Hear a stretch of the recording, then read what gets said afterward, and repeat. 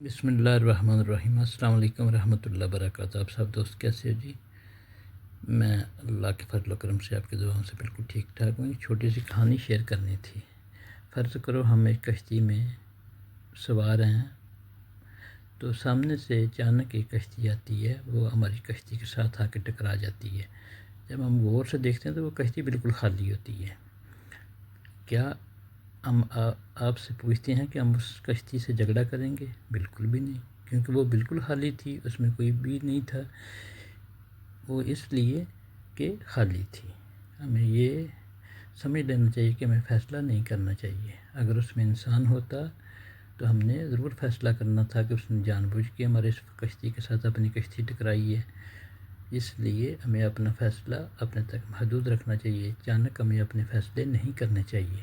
सामने वाले की भी कंडीशन देखनी चाहिए। देखने का बहुत शुक्रिया।